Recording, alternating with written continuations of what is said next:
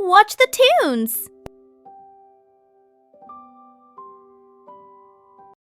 గోకులం అంటే ఒక చిన్న స్వర్గం లాంటిది. ఉదయాన్నే ఆవుల మ్రోగుడు, వెన్నవాసన, పిల్లల నవ్వులు అన్నీ కలిసి ఒక ప్రశాంతమైన ప్రపంచం. ఆ గోకులంలో ప్రతి ఇంటి ముందు పిల్లలు ఆడుకుంటున్నారు. కాని అందరిలోనూ ఒకడే ప్రత్యేకం, చిన్న కృష్ణుడు. అల్లరి చేస్తూ తిరుగుతాడు. ఆకలేస్తే అమ్మను ఆట పట్టిస్తాడాడు. నవ్వితే అందరి మనసుల్ని గెలుచుకుంటాడు. ఎవరు చూసినా అనుకుంటారు, ఇతను ఒక సాధారణ పిల్లాడు. కానీ నిజమది కాదు. ప్రతి ప్రశాంతతకి ఒక పరీక్ష తప్పకుండా వస్తుంది. ఆ రోజు కూడా అలాగే జరిగింది. చాలా దూరం నుంచి బయటికి చాలా అందంగా కనిపించే ఒక స్త్రీ గోకులం వైపు వస్తోంది. ఆమె పేరు పూతన. చీకటి టోన్ ముఖంలో నవ్వు ఉంది, కాని మనసులో విషం నిండి ఉంది. ఈ చిన్న పిల్లాడే కంసుడికి భయం అని తెలుసుకుని చెడుతో నిండిన ఆలోచనతో అడుగు ముందుకు వేస్తుంది. గోకులంలోకి వచ్చిన పూతన ఒక మంచి అమ్మలా నటిస్తుంది. మృదువైన మాటలటలు, నకిలీ ప్రేమ అందరూ నమ్మేస్తారు.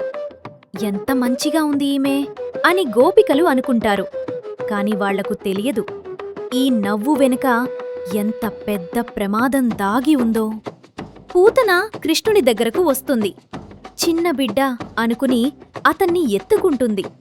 తన వక్షోజాలకు విషం పూస్తుంది. ఆమె మనసులో ఒక్కటే ఆలోచన, ఇప్పుడే ఈ కథ ముగిసిపోవాలి. ఆమె అనుకుంది, ఇది ఒక బలహీనమైన పిల్లాడు అని. కాని ఆమె మర్చిపోయింది, ఇది సాధారణ పిల్లాడు కాదు. కృష్ణుడు పాలు తాగడం మొదలుపెడతాడు. ఒక్క క్షణం, రెండో క్షణం ఆగడం లేదు.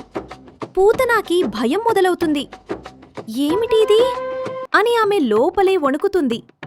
కృష్ణుడు పాలు మాత్రమే కాదు, ఆమె లోపల ఉన్న చెడుని, విషాన్ని, శక్తినే పీల్చేస్తాడు. పూతన కేకడు వేస్తుంది. ఆ అందమైన రూపం కరిగిపోతుంది. ఒక్కసారిగా ఆమె అసురి రూపం బయటపడుతుంది. గోకులం మొత్తం వణుకుతుంది. అయ్యో, ఇది అసురి అని అందరూ భయపడతారు. భూమి కంపిస్తుంది. ఆకాశం మారుమ్రోగుతుంది. కాని ఈ కలకలం మధ్యలో చిన్న కృష్ణుడి ముఖంలో భయం లేదు, కన్నీరు లేదు. కేవలం ఒక ప్రశాంతమైన నవ్వు. చెడు ఎంత పెద్దదైనా మంచితనం ముందు నిలవలేకపోతుంది. క్షణాల్లోనే అసురి కూలిపోతుంది.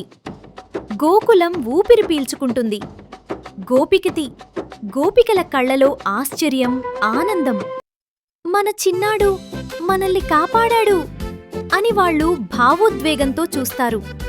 యశోదమ్మ పరుగెత్తుకుంటూ వస్తుంది. కృష్ణ, ఏమైందిరా అని అడుగుతుంది. అప్పుడు కృష్ణుడు నవ్వుతూ అంటాడు, ఏమీ కాదమ్మా, పాలు బాగోలేదు అంతే. ఆ మాటలోనే ఒక దేవుడి సరళత, ఒక పిల్లాడి అమాయకత్వం దాగి ఉంది. పిల్లలు, ఈ కథ మనకి ఒక గొప్ప పాఠం నేర్పుతుంది. బయట అందంగా కనిపించేదే నిజం కాదు. ఎక్కువగా స్వీట్గా మాట్లాడే ప్రతివాడు మంచివాడు కాకపోవచ్చు. మంచి మనసు ఉన్నవాడు ఎంత చిన్నవాడైనా, ఎంత బలహీనంగా ఉన్నవాడైనా, ఎంత బలహీనంగా కనిపించినా అతని శక్తి చాలా గొప్పది. కృష్ణుడు దేవుడే, కాని యశోదమ్మ ఒడిలో మాత్రం ఒక చిన్న పిల్లాడే. ప్రేమతో నిండిన ఆ శక్తిని ఈ ప్రపంచంలో ఎవరూ ఓడించలేరు. భయపడకండి పిల్లలు.